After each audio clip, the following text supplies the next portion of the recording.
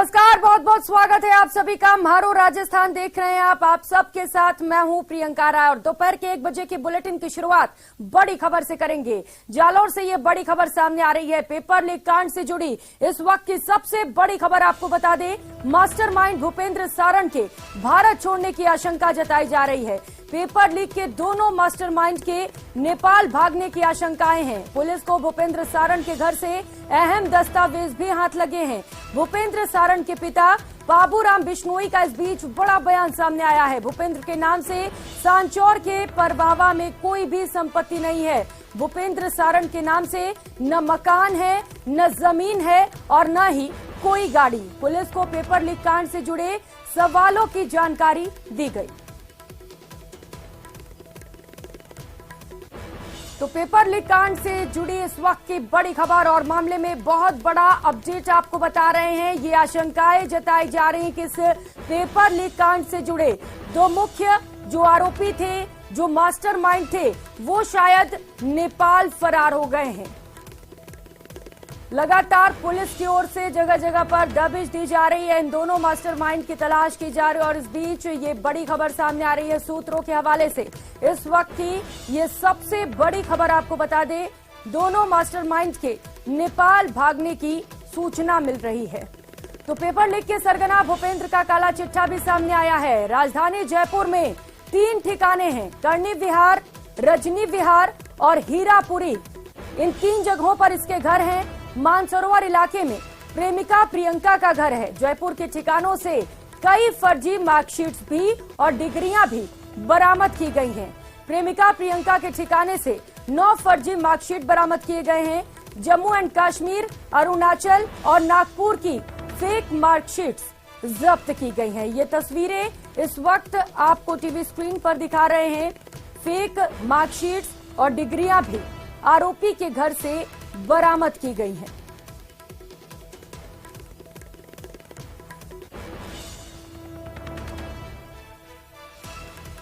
तो आरोपी के प्रेमिका के घर से भी फर्जी डिग्रियां और मार्कशीट्स बरामद किए गए हैं, जिसे लेकर अब उससे पूछताछ की जा रही है। आरोपी के पिता ने क्या कुछ कहा है, चलिए आपको सुनाते हैं। हाँ, भूपेंद्र के नाम की या कोई संपत्ति नहीं है, न कोई जमीन है उनके नाम से या न उनके नाम से या कोई मकान है, न उसके नाम से कोई गाड़ी घोड़ा कुछ है, कुछ नहीं है उसके नाम से। बराबर। तो पुलिस कोई जानकारी ले, फोन आया? हाँ, पुलिस का मेरे पास फोन आया था। उन्होंने मेरे से जानकारी मांगी कि गाड़ी और ट्रैक्टर 2 वाहन है उस। और आज कांग्रेस 137 सालों की हो गई है। जयपुर में इसे लेकर राज्य स्तरीय अधिवेशन किया जा रहा है। बिरला ऑडिटोरियम में अधिवेशन के लिए इस वक्त मुख्यमंत्री अशोक गहलोत और प्रदेश प्रभारी भी इस वक्त वहां पर मौजूद हैं। तस्वीरें आपको टीवी स्क्रीन पर दिखा रहे हैं। पंजाब के सीएम भी यहां पर पहुंचे हुए हैं। बिरला ऑडिटोरियम से अधिवेशन की तस्वीरें आपको दिखा रहे हैं। प्रदेश प्रभारी रंधावा इस वक्त अधिवेशन में मौजूद हैं। आज कांग्रेस का राज्य स्तरीय अधिवेशन किया जा रहा है क्योंकि आज कांग्रेस 137 सालों का हो गया है।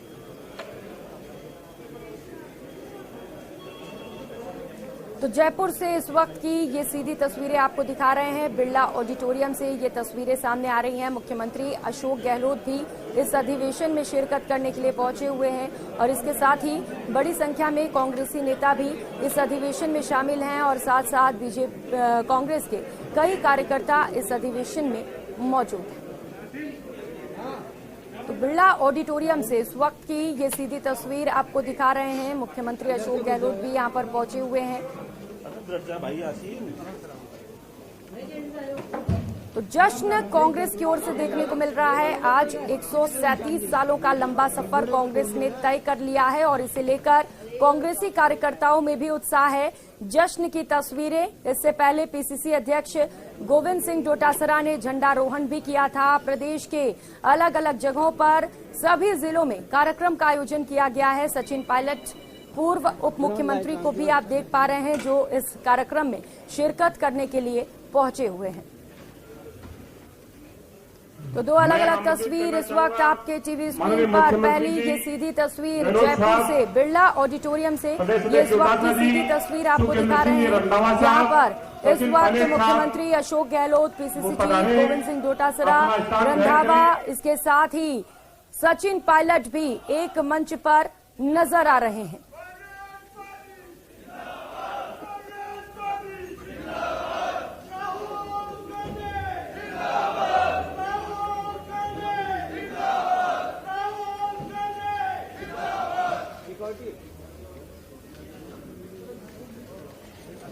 सचिन सहयोगी हमारे साथ जुड़ चुके हैं। सचिन, अभी अधिवेशन की शुरुआत कर दी गई है, कौन कौन लोग वहां पर मौजूद हैं और किस तरीके का उत्साह आप देख पा रहे हैं कार्यकर्ताओं में? केवल के साथियों से अनुरोध करूंगा कि वो आए और वंदे मातरम गान के साथ में कार्यक्रम का शुभारंभ करें। सेवादल के साथ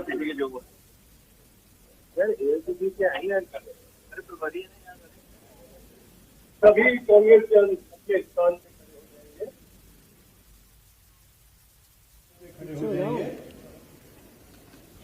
सावधान, वंदे मातरम शुरू करेंगे। वंदे मातरम, वंदे मातरम, सुजलाम सुफलाम मलयज शीतलाम शस्य श्यामलाम मातरम, वंदे मातरम, शुभ्र ज्योत्स्ना पुलकितयामिनी फुल्लकुसुमित द्रुमदल शोभिनी सुहासिनी सुमधुरभाषिनी सुखदां वरदां मातरम, वंदे मातरम, वंदे मातरम। कृपया अपने स्थान पर बैठें। तो इस वक्त ये सीधी तस्वीर आपको जयपुर से दिखा रहे हैं। वंदे मातरम गान के साथ इस अधिवेशन की शुरुआत की गई है। इसके बाद भारत माता के जयकारे भी गूंजते हुए दिखाई दिए। यहाँ पर इस वक्त कांग्रेस के मुख्यमंत्री के साथ ही बड़े दिग्गज जो नेता हैं कांग्रेस के और कार्यकर्ता इस अधिवेशन में मौजूद हैं। हम स्वागत करते हैं। मैं अनुरोध करूंगा प्रदेश कांग्रेस कमेटी के अध्यक्ष आदरणीय गोविंद सिंह डोटासरा साहब से कि वो हमारे प्रभारी श्री सुखजिंदर सिंह रंधावा साहब का सूत की माला पहना के स्वागत करें।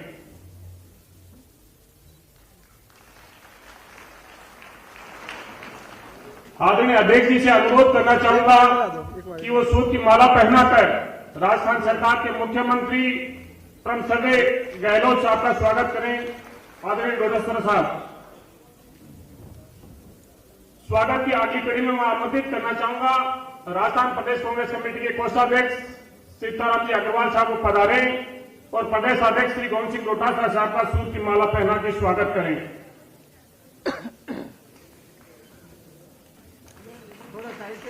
स्वागत के लिए मैं आमंत्रित करना चाहूंगा राजस्थान प्रदेश कांग्रेस कमेटी के संगठन सचिव श्री राम सिंह जी कसवा साहब का, वो पधारें और रघुवीर मीणा साहब का सूत की माला पहनाकर स्वागत करें। स्वागत की अगली कड़ी में आमंत्रित करूंगा ललित टूनवाल जी, संगठन सचिव प्रदेश कांग्रेस कमेटी, श्री मोहन प्रकाश जी, राष्ट्रीय प्रवक्ता अखिल भारतीय कांग्रेस कमेटी का सूत की माला पहनाकर स्वागत करें, अभिनंदन करें। स्वागत के लिए मैं आमंत्रित करना चाहूंगा राम सिंह कसवा जी को कि वो पंजाब के प्रभारी अखिल भारतीय कांग्रेस कमेटी स्टीयरिंग सदस्य श्री हरीश चौधरी जी का सूत की माला पहनाकर स्वागत करें, अभिनंदन करें। स्वागत के लिए मैं आमंत्रित करना चाहूंगा ललित टूनवाल जी को कि वो श्री कुलदीप इंदौरा जी, सह प्रभारी मध्य प्रदेश कांग्रेस कमेटी को सूत की माला पहनाकर स्वागत करें, अभिनंदन करें। आगे मत जा, अरे इधर कहाँ आ रहा है? स्वागत के लिए मैं आमंत्रित करना चाहूंगा राम सिंह कसवा जी को, वो पधारें और श्री नीरज दांगे जी, सदस्य और चलिए रुक कर लेते हैं इस बीच आ रही एक और बड़ी खबर का। जालौर से ये बड़ी खबर सामने आ रही है। पेपर लीक कांड से जुड़ी बहुत बड़ी खबर इस वक्त की आपको बता दें। मास्टरमाइंड भूपेंद्र सारण के भारत छोड़ने की आशंकाएं जताई जा रही हैं। पेपर लीक के दोनों मास्टरमाइंड के नेपाल भागने की आशंका है। सूत्रों के हवाले से इस वक्त की सबसे बड़ी खबर आरपीएससी पेपर लीक मामले से जुड़ी दोनों मास्टरमाइंड के नेपाल भागने की आशंका जताई जा रही है। पुलिस को भूपेंद्र सारण के घर से अहम दस्तावेज हाथ लगे हैं। भूपेंद्र सारण के पिता बाबूराम बिश्नोई का बड़ा बयान सामने आया है। पेपर लीक सवालों से जुड़ी इस वक्त की बड़ी खबर आपको बता रहे हैं। आरोपी के राजधानी में 3 ठिकाने हैं, करनी विहार, रजनी विहार और हीरापुरा में भी इस आरोपी के ठिकाने बताए जा रहे हैं। मानसरोवर इलाके में प्रेमिका प्रियंका का घर बताया जा रहा है, जिसके पास से कई फर्जी मार्कशीट्स और डिग्रियां भी मिली हैं। तो 9 फर्जी मार्कशीट्स बरामद कर लिए गए हैं। आरोपी के प्रेमिका के घर से जम्मू कश्मीर, अरुणाचल और नागपुर की फेक मार्कशीट्स को जब्त कर लिया गया है। और जयपुर से सहयोगी लवली इस वक्त सीधे हमारे साथ जुड़ चुके हैं। लवली, जैसे जैसे जांच आगे बढ़ती जा रही है, कई बड़े खुलासे हो रहे हैं, छापेमार कार्रवाई जारी है, क्या कुछ अपडेट आपके पास?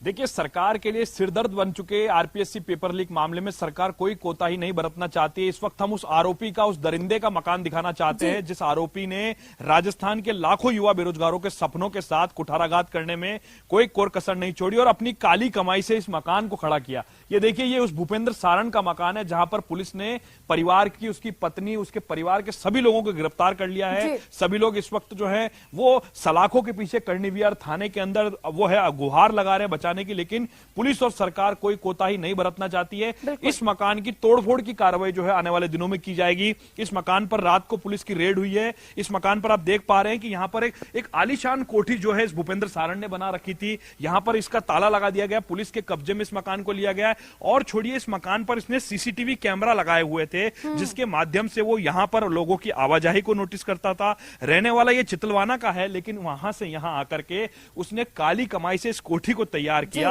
और जिस तरह का मूवमेंट था उसका, उसको लेकर के अड़ोसी पड़ोसी भी कोई बात नहीं कर रहा है। लेकिन आप देखिए कि 3 मंजिला एक आलिशान कोठी, 2 मंजिला आलिशान कोठी इसने यहां बनाई और इस आरोपी के वजह से आज इसका पूरा परिवार सलाखों के पीछे बैठा हुआ है। इस पूरे परिवार में क्या इसके बच्चे, क्या बीवी, क्या भाई की पत्नी, तमाम लोगों को पुलिस ने अरेस्ट कर लिया है। और इस वक्त जो है आप देख पा रहे हैं, ये वो मकान है, रजनी विहार इलाका रखता है अजमेर रोड के हीरापुरा में, जहां पर ये दरिंदा जो था, ये आरोपी जो था, ये यहीं से आवाजाही करता था। इसके इस मकान से कई फर्जी मार्कशीटें जो है वो बरामद की गई है। पुलिस की जो टीम है उसने उदयपुर डीएसटी की टीम के साथ में मिलकर के रेड की है। और ऐसा बताया जा रहा है कि भगोड़ा जो है ये जयपुर राजस्थान छोड़ करके नेपाल की तरफ भागा है, जहां पर लगातार पुलिस की टीमें इसका पीछा कर रही है। और ऐसा माना जा रहा है कि चंद घंटों के अंदर इस आरोपी की गिरफ्तारी भी हो सकती है और इसके खिलाफ राष्ट्र का कानून यानी कि देशद्रोही का कानून जो है वो इस पर लगाया जा सकता है। इसके साथ इसके इस मकान को तोड़ने की जो कार्रवाई है वो आने वाले दिनों में जो नया नकल विरोधी कानून है उसके तहत की जा सकती है।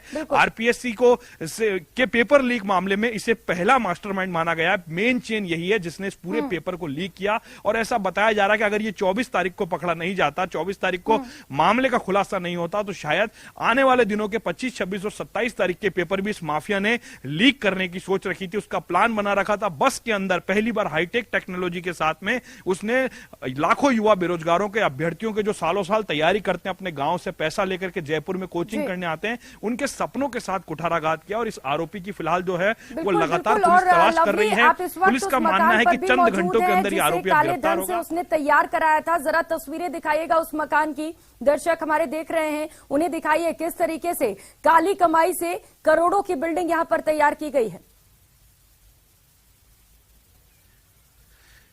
देखिए, सहयोगी शेर सिंह आपको मकान की एक बारीक तस्वीर दिखाने की कोशिश करेंगे। देखिए, इस मकान के अंदर जो है 2 मंजिला मकान बनाया गया। सभी कमरों में इसने एयर कंडीशनर लगाया हुआ है, सीसीटीवी कैमरा लगाया हुआ है। बड़ी बात यह है, यहां पर वो अपने परिवार को रखता था और यहां से कुछ दूरी पर मानसरोवर में उसने एक मकान और लिया हुआ था जहां उसने अपनी प्रेमिका को शरण दे रखी थी। उसकी प्रेमिका के ठिकाने से भी कई फर्जी मार्कशीटें बरामद हुई है। बड़ी बात यह है, इसके पूरे फर्जी कारनामों का जिक्र इसके परिवार को पता था, लेकिन इसके परिवार ने इसे रोका टोका नहीं और आज इसका पूरा परिवार जो है वो सलाखों के पीछे है और सभी लोग जो हैं वो अब जेल के अंदर ही अपनी बाकी की जिंदगी काटेंगे। देखिए बिल्कुल सीसीटीवी बिल्कुल कैमरा लवली, लगाया और ये हुआ है यहाँ आलीशान पर, मकान जो भी हम इलेक्ट्रिक देख मीटर पा है, रहे उसे हैं। अंदर की तरफ दर्शकों शिफ्ट को भी किया दिखा रहे हैं किस तरीके से काली कमाई से यहाँ पर करोड़ों की संपत्ति बनाई गई है। और सिर्फ एक ऐसा मकान नहीं है लवली, 3 और भी ऐसे घर हैं, 3 जगह पर इसके ठिकाने हैं जहां पर ये जाता था और यहां पर अपनी काली कमाई को इन्वेस्ट किया था। अंदर सारी सुख सुविधाएं भी होंगी। लवली, क्या इस मकान को जब्त कर लिया गया है?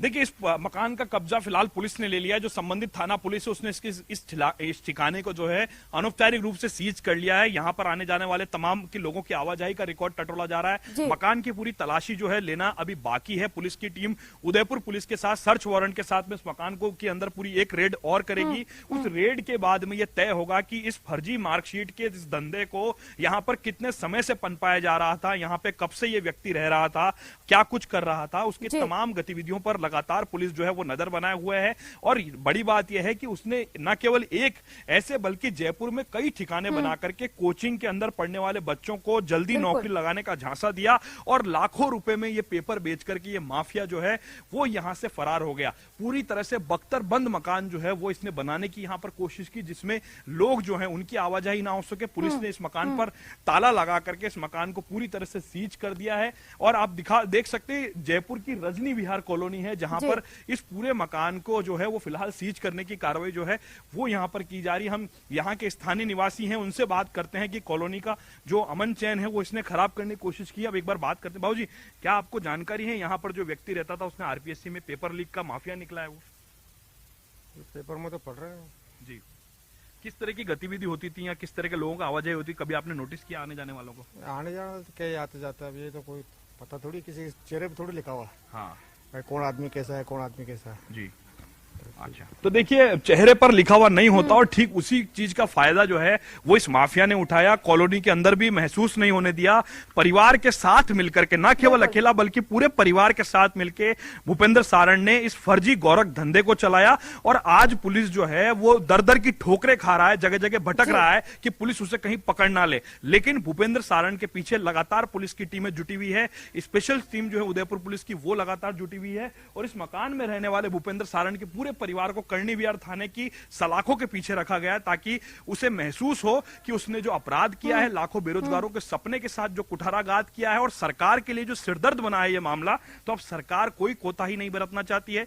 मुख्यमंत्री अशोक गहलोत ने साफ तौर पर निर्देश दिए पुलिस के डीजी को कि इस पूरे मामले में किसी भी प्रकार की अगर कोताही होगी तो कोताही बरतने वाले अफसरों को भी नहीं बख्शा जाएगा। आप समझ सकते हैं इस मामले की गंभीरता। आने वाले 1 साल के बाद में चुनाव है। 18 से 40 साल का वोटर राजस्थान में बड़ी तादाद में है और यही वोटर जो होगा निर्णायक होगा। और इस भूपेंद्र सारण के इस ठिकाने को लगातार हम दिखा रहे हैं जहां पर पुलिस की टीमें रात को रेड करके गई है। देर रात तक ये रेड की कार्रवाई चली है। पुलिस ने इस मकान को अपने कब्जे में लिया ताला लगा करके और इसके मकान में इससे मिलने जुलने वाले तमाम जो और ठिकाने थे उन्हें भी पुलिस ने सीज किया। बड़ी बात यह है यहां परिवार को रखता था और ठीक पीछे की तरफ कॉलोनी में यानी बाईपास के उस तरफ एक मकान और है जहां पर उसे किराए पर लेकर के 15,000 रुपए महीने में वहां अपनी प्रेमिका को रखता था, प्रियंका बिश्नोई को, जिसके साथ में मिलकर के इस पूरे गैंग को ये ऑपरेट कर रहा था। और ये गैंगस्टर एक नहीं, ये एक बदमाश नहीं बल्कि इसके पीछे कई ऐसे बड़े मगरमच्छ भी हैं जो कई बताया जा रहा है आरपीएससी से जुड़े हुए लोग भी हैं और भी लोग हैं। पुलिस की पड़ताल में सामने आएगा। लेकिन फिलहाल ये भूपेंद्र का वो मकान है जहां वो काली कमाई करने के बाद में उस पैसे को लेकर के आता था, यहीं पर वो रात बिताता था, परिवार के साथ रुकता था, वो अमन चैन की जिंदगी जीना चाहता था। लेकिन उसने जिस तरीके से गलत काम किए उसके बाद में उसकी सजा उसको मिलेगी और पुलिस उसकी लगातार तलाश कर रही है। पुलिस कोशिश कर रही है कि वो अगर समय से मिल जाए तो ठीक, वरना भगोड़ा कानून के तहत उसके खिलाफ जो कार्रवाई है वो की जाएगी। बिल्कुल लवली, अभ्यर्थियों की जिंदगी के साथ खिलवाड़ करना, इन दोनों मास्टरमाइंड को सख्त से सख्त सजा भी मिलनी चाहिए ताकि आगे अगर कोई इस तरीके की चीजें सोचता भी है तो उसके रोंगटे खड़े हो जाएं। ये एक मकान दिखा रहे हैं आप लवली, 2 और ऐसे ही मकान हैं, वो भी करोड़ों रुपए से तैयार किए गए होंगे। क्या उन्हें भी जब्त कर लिया गया है? उन्हें भी तोड़ दिया जाएगा?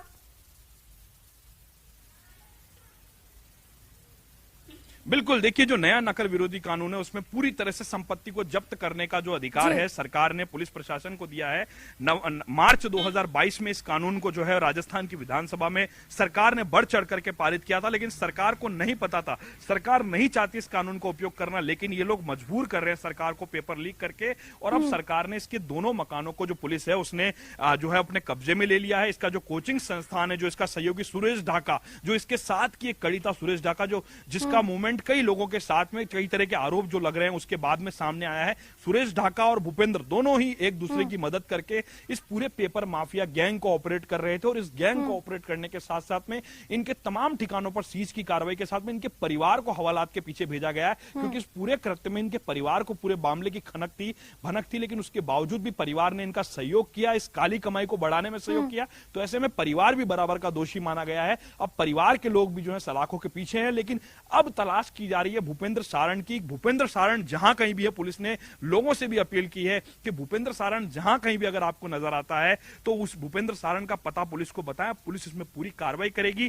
बताया जा रहा है नेपाल के रास्ते भागा है, लेकिन नेपाल भी दूर नहीं है ज्यादा, नेपाल तक पहुंचने में भी पूर्व में भी पुलिस कई आरोपियों को लेकर के आई है। तो नेपाल के अंदर भी जो टीमें हैं वो लगातार कोशिश कर रही है, उसे सर्च कर रही है। और बड़ी बात देखिए, पिछले 3 दिनों से अपने परिवार से बातचीत भी नहीं कर रहा था, जिसके बाद में पुलिस को मजबूर होकर के परिवार को उठाना पड़ा। पुलिस ने सर्विलांस पर इसके टेलीफोन लिए हुए थे, इसके मकान के सीसीटीवी फुटेज की जो डीवीआर है उसे भी कल रात को यहां पर जब्त किया गया है। और जब्ती करने के साथ में इसके मकान में लोगों की जो आवाजाही थी, इसकी प्रेमिका के ठिकानों पर जो तमाम सबूत मिले हैं उनको लेकर के तमाम तस्दीक जो है वो पुलिस की टीमें कर रही है।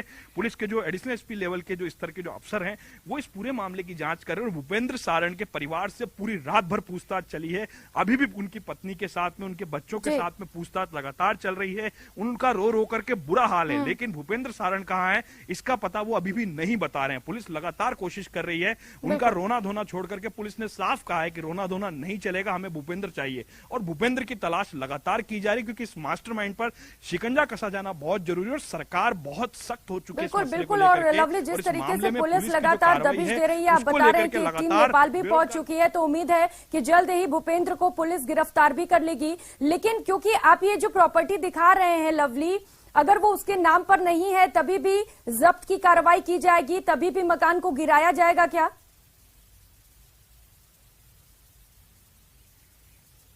बिल्कुल, देखिए अगर प्रॉपर्टी उसके नाम पर नहीं है, उसके पिता के नाम पर भी है, तो वो बराबर के दोषी है इस पूरे मसले में। उन्हें सह आरोपी पुलिस ने बनाने की तैयारी की है। अगर प्रॉपर्टी जिसके भी नाम है, पत्नी के नाम है, तो भी वो सह आरोपी होगी और इस मकान को जब्त करने की कार्रवाई जो है वो पुलिस करेगी। जो नया जो नकल विरोधी अधिनियम है राजस्थान का, जो मार्च 2022 के अंदर विधानसभा में बहुमत के साथ में पारित किया गया था, जब कई सारे विधानसभा के सदस्य भावुक भी हुए थे। उन्होंने कहा था कि इस पेपर लीक के कानून को लाने की जरूरत ऐसी पड़ी कि हजारों लाखों बेरोजगारों के सपनों के साथ में कुठाराघात करने वाले इस भूपेंद्र सारण जैसे कई ऐसे आरोपी दरिंदे हैं जो इनके सपनों के साथ में कुठाराघात करते हैं। तो ऐसे में इनके मकान संपत्तियों को जब्त करने के साथ ही तोड़फोड़ की कार्रवाई जो है वो भी की जाएगी। आपको ध्यान होगा, रीड पेपर लीक के मामले में जिस राम साहे को गिरफ्तार किया गया था, उसके कोचिंग और उसके मकान को तोड़ने की कार्रवाई जेडीए की ओर से की गई थी। चंद महीनों के अंदर इस कार्रवाई को पूरा कर लिया गया था। और अब तब सर पर जब चुनाव है तो सरकार कोई रिस्क नहीं लेना चाहती कि किसी भी तरीके से ये आरोपी बचे, क्योंकि अगर ये बचते हैं तो सीधे तौर पर सरकार पर सवाल उठते हैं। विपक्ष को बैठे बिठाए एक मुद्दा मिल गया है। तो ऐसे में पूरी तरह से सरकार चाहती है कि पुलिस का इकबाल कायम हो, सरकार का इकबाल कायम हो, और ऐसे आरोपी जो भूपेंद्र सारण जैसे जो कि बड़े माफिया बनते थे, आज भगोड़े की तरह भाग रहे हैं, दर दर की ठोकरें खा रहे हैं, उनकी तलाश लगातार पुलिस कर रही है। और जिस दिन वो पुलिस के हाथ लगेंगे तो शायद कई बड़े खुलासे जो है वो भी होंगे। जी बिल्कुल बिल्कुल लवली, बड़े खुलासे होंगे। हालांकि ये सिर्फ आशंकाएं हैं कि जो दोनों मास्टरमाइंड है वो नेपाल फरार हुए होंगे, लेकिन क्योंकि अभी इसकी पुख्ता जानकारी नहीं मिली है लवली, तो क्या और भी ठिकाने हैं उनके जहां पर पुलिस द्वारा दबिश दी जा रही है? हो सकता है वहां से गिरफ्तार कर लिए जाएं वे।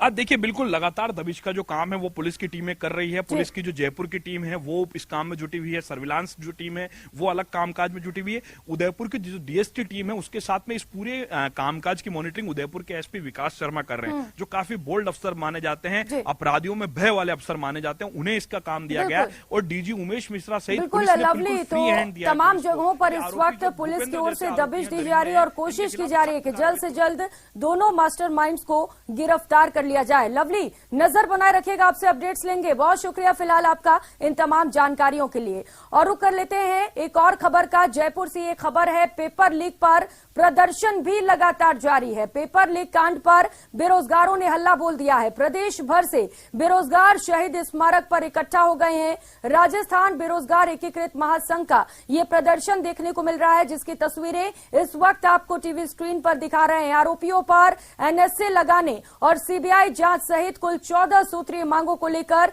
यह प्रदर्शन किया जा रहा है। तो लगातार जो बेरोजगार हैं, इस पेपर लीक के बाद उनका भी गुस्सा बढ़ता जा रहा है। इसे लेकर एक बार फिर से प्रदर्शन शुरू हो चुका है। पेपर लीक को लेकर बेरोजगारों ने हल्ला बोल दिया है, जिसकी तस्वीरें सबसे पहले न्यूज 18 राजस्थान पर आपको दिखा रहे हैं। जयपुर से ये तस्वीरें सामने आई है। राजस्थान बेरोजगार एकीकृत महासंघ का ये प्रदर्शन चल रहा है, जिसमें सैकड़ों की संख्या में जो बेरोजगार हैं वो सड़कों पर इकट्ठा हुए हैं और इस पूरे प्रकरण पर सीबीआई जांच की मांग की जा रही है। कुल 14 सूत्रीय मांगे इनकी ओर से रखी गई हैं, जिसे लेकर इस वक्त प्रदर्शन किया जा रहा है।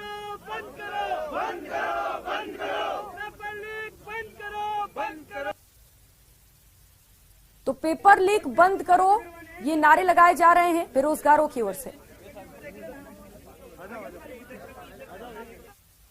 आरपीएससी के पेपर लीक मामले को लेकर के विरोध थमने का नाम नहीं ले रहा है। इस वक्त राजस्थान की राजधानी जयपुर के शहीद स्मारक पर राजस्थान बेरोजगार एकीकृत महासंघ की ओर से एक प्रदर्शन रखा गया है। इस प्रदर्शन में जो अभ्यर्थी हैं, जो कि पीड़ित अभ्यर्थी, उनके साथ में जो और अन्य जो बेरोजगार युवा हैं, वो यहाँ पर प्रदर्शन करने आए हैं। हमारे साथ में राजस्थान एकीकृत बेरोजगार महासंघ के उपेन यादव, उनसे बात करते हैं। उपेन, क्या मांग रखी है आप लोगों ने? सरकार कार्रवाई तो कर रही है पेपर लीक को लेकर के। हम रासुका की मांग कर रहे हैं कि आने वाली जो 48,000 तृतीय शिक्षक भर्ती है, सीईटी है, उन भर्ती परीक्षाओं को इन चोरों से, इन माफियों से बचाया जाए। ये युवाओं के हत्यारे हैं, युवाओं के साथ धोखा कर रहे हैं, उनको बचाया जाए। और हम पूछ रहे हैं कि ये बस है, ये 24 को पकड़ी गई, तो 21, 22, 23 को क्या ये हनीमून मनाने गई थी क्या? कहाँ गई थी? इसमें कौन गए थे?